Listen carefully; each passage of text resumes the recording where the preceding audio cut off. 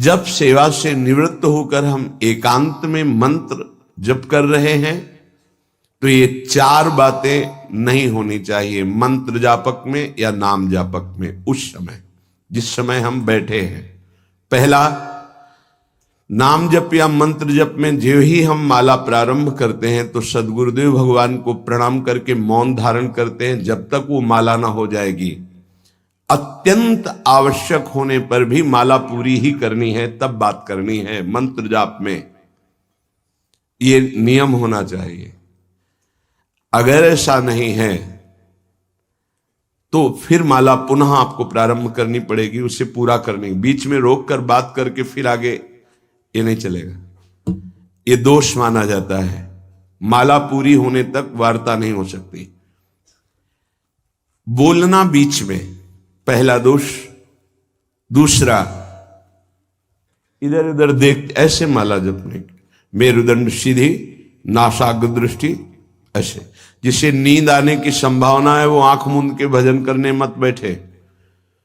नहीं, कंबल या शाल ओढ़ा, आंख मूंछ ली तो माला छूट जाएगी और आपका समय व्यतीत हो जाएगा नींद में। ऐसा प्राय होता है।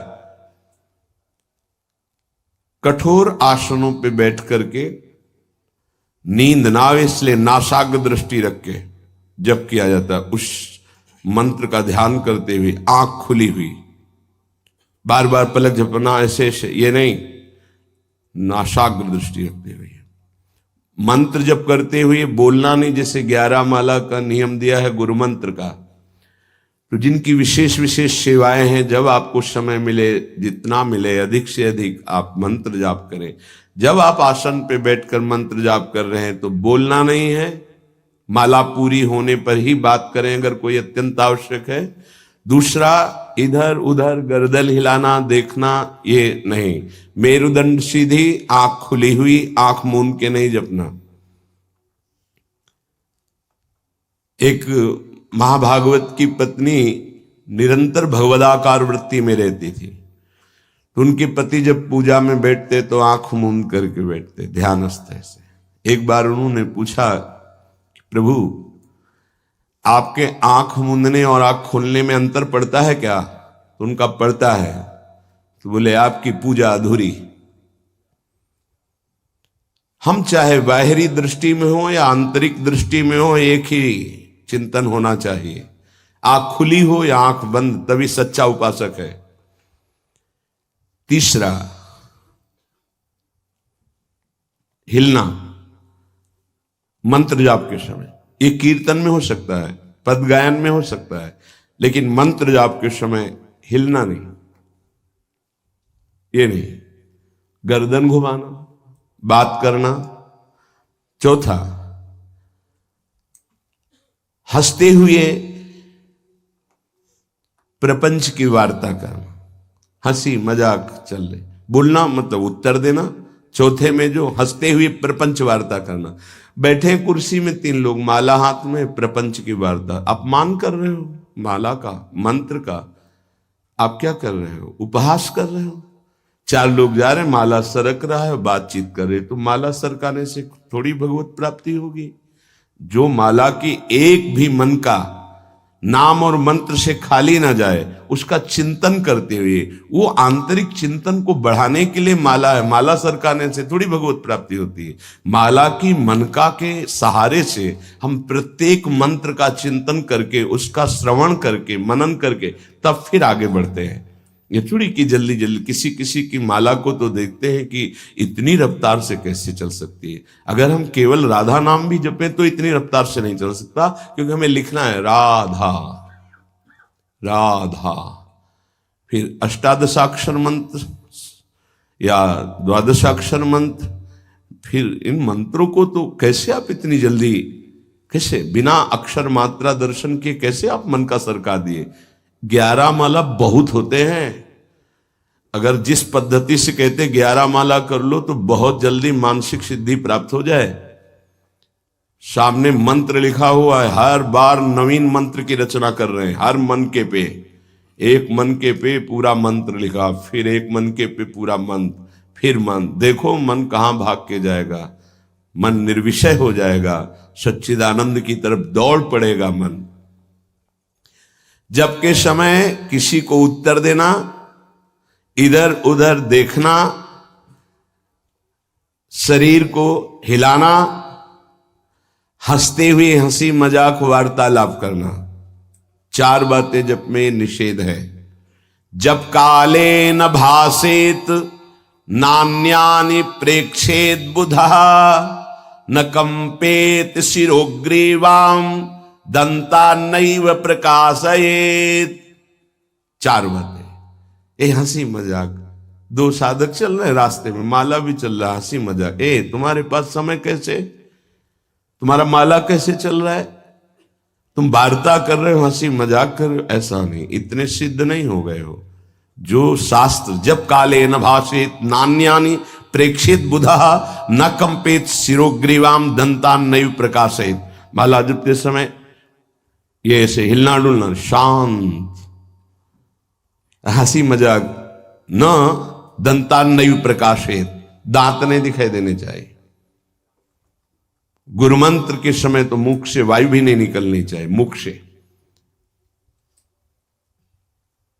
बस ये स्थिति, थोड़ा दांतों के बीच में जगह है, जिह्वा का अग्रभाग ऊपर के दांत के जोड़ पे है, हल्की सी नाक की श्वास से मंत्र का उच्चारण है, उसी का श्रवण है, और नेत्रों से दृष्टि में हम देख रहे हैं। भगवदाकार मंत्राकार वृत्ति करनी है। प्रभु के मंगलमय नाम उच्चारण करने से करोड़ करोड़ जन्मों के पापों का नाश होता है, ऐसा शास्त्र और ब्रह्म ऋषियों ने निश्चय किया है। भगवान का नाम उत्तम श्लोक है, पवित्र कीर्ति है। जो नाम जप करता है वो पवित्र कीर्ति वाला हो जाता है, वो उत्तम श्लोक भगवान को प्राप्त कर लेता है, भगवत स्वरूप हो जाता है। इस मार्ग में चलने वाले उपासक से, चाहे वो ज्ञान मार्ग का हो या भक्ति मार्ग का हो, कोई पाप बन जाए तो शास्त्रोक्त प्रायश्चित करने की आवश्यकता नहीं है। जैसे कृच्छ व्रत, चंद्रायण व्रत, बड़े बड़े कठोर व्रत पापों का प्रायश्चित करने के लिए हैं, वो केवल नाम जप, नाम कीर्तन अपना बढ़ावे, उसी से सारे प्रायश्चित हो जाएंगे। जप करने वाले को अन्य प्रायश्चित करने की आवश्यकता नहीं है। जब तक अनंत जन्मों के हमारे पाप हैं, तब तक हमारी नाम में रुचि नहीं होती। ये बहुत ध्यान देने का विषय है कि जब नाम की इतनी महिमा है तो सब लोग नाम में क्यों नहीं लगते? बोले इसलिए नहीं लगते कि इतने पाप हैं कि नाम की तरफ रुचि ही नहीं हो सकती। जैसे कोई कहे कि चीनी चीनी चीनी कहने से तो क्या मुंह में मिठास आ जाएगी क्या? भोजन भोजन भोजन करने से क्या पेट भर जाएगा क्या? तो ऐसे ही कृष्ण कृष्ण राम राम राधा राधा करने से क्या राधा मिल जाएंगे क्या? बड़े तर्क होते हैं ना दिमाग में। वो जड़ वस्तु है, वो न पहले थी न बाद में रहेगी, बीच में भी उसकी सत्ता नहीं है। नासतो विद्यते भाव। और जो भगवान को अधीन कर ले, भगवान से भी महान, जिसकी महिमा स्वयं भगवान नहीं वर्णन कर सकते। कहूं कहां लगी नाम बड़ाई, राम न सके नाम गुण गाई। वो इन भौतिक पदार्थों के नाम जैसा नहीं है, वो सच्चिदानंद है। स्वप्रधानमेव पुरुषोत्तम कीर्तनम पाप प्रध्वंसन हेतु। जो भगवान पुरुषोत्तम का नाम कीर्तन करता है, उसे अन्य साधन करे या न करे, प्रधान साधन नाम जप या नाम कीर्तन उसके सर्वस्व पाप का नाश कर देता है। किसी दूसरे प्रायश्चित के स्पर्श की भी आवश्यकता नहीं है।